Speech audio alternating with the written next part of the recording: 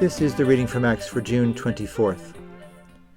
Paul said to those assembled, "My brothers and fathers, listen to what I am about to say to you in my defense." When they heard him addressing them in Hebrew, they became all the more quiet. And he continued, "I am a Jew, born in Tarsus in Cilicia, but brought up in this city. At the feet of Gamaliel I was educated strictly in our ancestral law, and was zealous for God, just as all of you are today. I persecuted this way to death, binding both men and women, and delivering them to prison. Even the high priest and the whole council of elders can testify on my behalf. For from them I even received letters to the brothers, and set out for Damascus, to bring back to Jerusalem in chains for punishment those there as well. On that journey, as I drew near to Damascus, about noon a great light from the sky suddenly shone around me.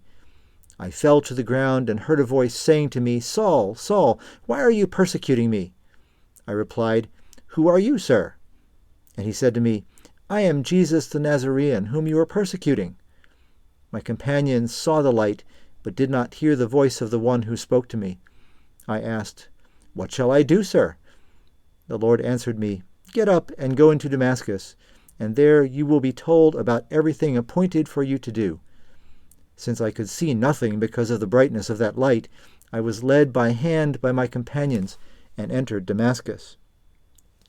A certain Ananias, a devout observer of the law and highly spoken of by all the Jews who lived there, came to me and stood there and said, 'Saul, my brother, regain your sight.'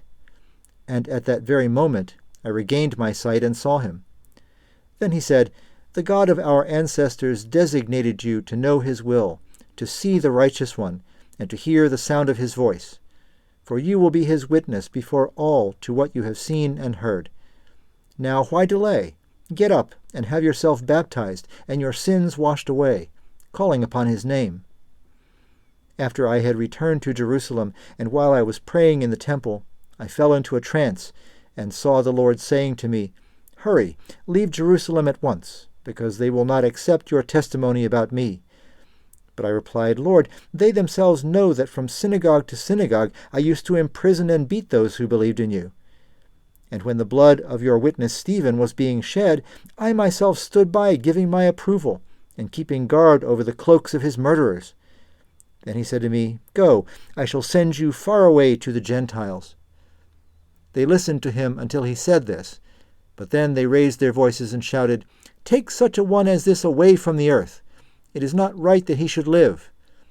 And as they were yelling and throwing off their cloaks and flinging dust into the air, the cohort commander ordered him to be brought into the compound and gave instruction that he was to be interrogated under the lash to determine the reason why they were making such an outcry against him.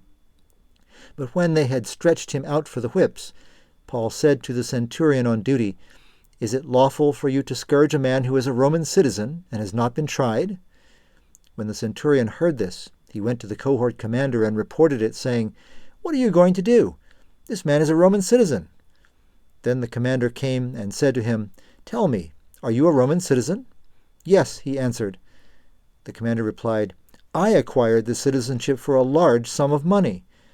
Paul said, 'But I was born one.' At once those who were going to interrogate him backed away from him, and the commander became alarmed when he realized that he was a Roman citizen and that he had had him bound. The next day, wishing to determine the truth about why he was being accused by the Jews, he freed him and ordered the chief priests and the whole Sanhedrin to convene. Then he brought Paul down and made him stand before them.